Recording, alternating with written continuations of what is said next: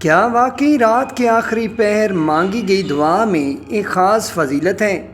آخر کیوں بے شمار مسلمان تہجد کے وقت اپنے رب کے حضور ہاتھ اٹھاتے ہیں؟ کیا قرآن و حدیث اس وقت کی کوئی خاص اہمیت بیان کرتے ہیں؟ اگر آپ بھی جاننا چاہتے ہیں کہ تہجد کی دعا کو اتنی اہمیت کیوں دی جاتی ہے تو آخر تک ضرور پڑھیے، کیونکہ یہ موضوع ہر مسلمان کے ایمان، دعا اور اللہ سے تعلق کو مضبوط کرنے والا ہے۔ تہجد اسلام کی عظیم ترین نفلی عبادات میں سے ایک ہے۔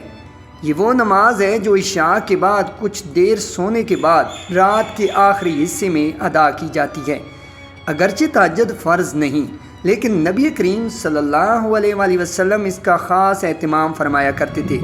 قرآن مجید اور احادیث نبویہ میں اس عبادت کی بہت فضیلت بیان ہوئی ہے، کیونکہ یہ وہ وقت ہوتا ہے جب بندہ دنیا کے شور سے دور اخلاص اور عاجزی کے ساتھ اپنے رب کے سامنے کھڑا ہوتا ہے۔ قرآن مجید میں اللہ تعالیٰ اپنے نیک بندوں کی صفات بیان کرتے ہوئے فرماتا ہے کہ وہ رات کے کچھ حصے میں اپنے رب کے حضور قیام کرتے ہیں، سجدہ کرتے ہیں اور اس سے دعا مانگتے ہیں۔ ایک اور مقام پر اللہ تعالیٰ نے اپنے نبی صلی اللہ علیہ وآلہ وسلم کو رات کے وقت تہجد کا حکم دیا اور فرمایا کہ یہ آپ کے لیے ایک اضافی عبادت ہے۔ امید ہے کہ اللہ آپ کو مقام محمود عطا فرمائے گا۔ ان آیات سے معلوم ہوتا ہے کہ رات کی عبادت اللہ کے بہت قریب کرنے والی عبادت ہے۔ احادیث صحیحہ میں آتا ہے کہ رات کے آخری تہائی حصے میں اللہ تعالیٰ آسمان دنیا کی طرف نزول رحمت فرماتا ہے، جیسا کہ حدیث میں بیان ہوا ہے، اور فرماتا ہے کون ہے جو مجھ سے دعا کرے تاکہ میں اس کی دعا قبول کروں، کون ہے جو مجھ سے مانگے تاکہ میں اسے عطا کروں، کون ہے جو مجھ سے بخشش طلب کرے تاکہ میں اسے بخش دوں۔ اس حدیث سے معلوم ہوتا ہے کہ یہ وقت دعا، استغفار اور اللہ سے قرب حاصل کرنے کے لیے نہایت بابرکت ہے۔ یہ سمجھنا ضروری ہے کہ دعا کی قبولیت صرف وقت پر منحصر نہیں ہوتی۔ قبولیت اللہ تعالیٰ کی حکمت، علم اور مشیت کے مطابق ہوتی ہے۔ تہجد کا وقت اس لیے افضل سمجھا جاتا ہے کہ اس میں اخلاص، یکسوئی اور اللہ کی طرف کامل توجہ زیادہ ہوتی ہے، نہ کہ اس لیے کہ یہ کسی دنیاوی نتیجے کی یقینی ضمانت ہے۔ رات کے آخری پہر جب اکثر لوگ گہری نیند میں ہوتے ہیں، ایک مومن اپنے بستر سے اٹھ کر وضو کرتا ہے، نماز پڑھتا ہے اور اپنے رب کے سامنے ہاتھ پھیلاتا ہے۔ یہی عمل اس کے اخلاص کی علامت بنتا ہے۔ وہ یہ عبادت صرف اللہ کی رضا کے لیے کرتا ہے، کسی دکھاوے یا شہرت کے لیے نہیں، کیونکہ اس وقت اسے دیکھنے والا صرف اللہ ہوتا ہے۔ تہجد انسان کے دل کو سکون دیتی ہے۔ دن بھر کی مصروفیات، فکری دباؤ اور پریشانیاں جب انسان کے دل پر بوجھ بن جاتی ہیں تو رات کی خاموشی میں اللہ سے گفتگو کرنا ایک روحانی راحت کا سبب بنتا ہے۔ یہی وجہ ہے کہ بہت سے صالحین تہجد کو اپنی زندگی کا لازمی حصہ بناتے تھے۔ نبی کریم صلی اللہ علیہ وآلہ وسلم خوشی، غم، آزمائش اور کامیابی ہر حال میں اللہ کی طرف رجوع کرتے تھے۔ آپ صلی اللہ علیہ وآلہ وسلم کی سیرت سے معلوم ہوتا ہے کہ رات کی عبادت آپ کی زندگی کا مستقل معمول تھی۔ اس سے ہمیں یہ سبق ملتا ہے کہ اللہ سے مضبوط تعلق صرف مشکلات کے وقت نہیں بلکہ ہر حال میں قائم رکھنا چاہیے۔ تہجد انسان کے اندر عاجزی پیدا کرتی ہے۔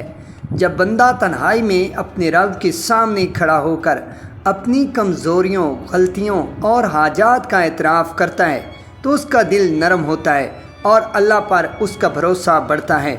استغفار تہجد کا ایک اہم حصہ ہے۔ قرآن میں نیک بندوں کی تعریف کرتے ہوئے فرمایا گیا کہ وہ سحری کے وقت استغفار کرتے ہیں۔ اس سے معلوم ہوتا ہے کہ رات کا آخری حصہ معافی مانگنے اور اپنے رب سے تعلق مضبوط کرنے کا بہترین وقت ہے۔ تہجد دعا کے آداب بھی سکھاتی ہے۔ بندہ پہلے اللہ کی حمد بیان کرتا ہے، درود پاک پڑھتا ہے، پھر عاجزی کے ساتھ اپنی حاجات پیش کرتا ہے۔ وہ یہ یقین رکھتا ہے کہ اللہ ہر دعا سنتا ہے اور اپنی حکمت کے مطابق بہترین فیصلہ فرماتا ہے۔ اسلام یہ تعلیم نہیں دیتا کہ اگر کسی نے چند راتیں تہجد پڑھ لی تو اس کی ہر دنیاوی خواہش فوراً پوری ہو جائے گی، بلکہ اسلام ہمیں صبر، توکل اور اللہ کی حکمت پر اعتماد سکھاتا ہے۔ دعا کبھی ضائع نہیں جاتی، اس کا نتیجہ اللہ اپنے علم کے مطابق عطا فرماتا ہے۔ تہجد انسان کو گناہوں سے بچنے میں بھی مدد دیتی ہے۔ جب بندہ رات کو اللہ کے سامنے کھڑا ہوتا ہے تو اس کے دل میں اللہ کا خوف، محبت اور جواب دہی کا احساس مضبوط ہوتا ہے، جو اسے دن بھر نیکی کی طرف مائل رکھتا ہے۔ قرآن کی تلاوت تہجد کی نماز میں خاص لذت رکھتی ہے۔ رات کے سکون میں جب بندہ اللہ کا کلام پڑھتا ہے تو وہ اس کے معنی پر زیادہ غور کر سکتا ہے اور اس کا دل اللہ کی یاد سے منور ہوتا ہے۔ تہجد صرف بڑی عمر کے لوگوں کے لیے نہیں، بلکہ ہر مسلمان اپنی استطاعت کے مطابق اس کی عادت بنا سکتا ہے۔ اگر کوئی روزانہ نہ پڑھ سکے تو ہفتے میں چند راتیں یا کبھی کبھی بھی اس عبادت کا اہتمام کرنا باعث اجر ہے۔ اگر کسی کی آنکھ نہ کھلے یا وہ کسی مجبوری کی وجہ سے تہجد ادا نہ کر سکے تو اسے مایوس نہیں ہونا چاہیے۔ اللہ بندوں کے حالات کو جانتا ہے اور ان کی نیتوں کو بھی دیکھتا ہے۔ اہم بات یہ ہے کہ انسان تہجد کی خواہش رکھے اور جب موقع ملے تو اس سعادت کو حاصل کرے۔ تہجد انسان کی شخصیت پر مثبت اثر ڈالتی ہے۔ یہ صبر، شکر، توکل، عاجزی اور اللہ سے محبت جیسی صفات کو مضبوط کرتی ہے۔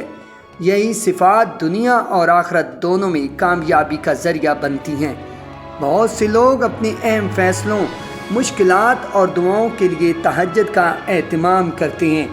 یہ ایک خوبصورت عمل ہے کیونکہ اس وقت بندہ اللہ کے سامنے مکمل انکساری کے ساتھ حاضر ہوتا ہے۔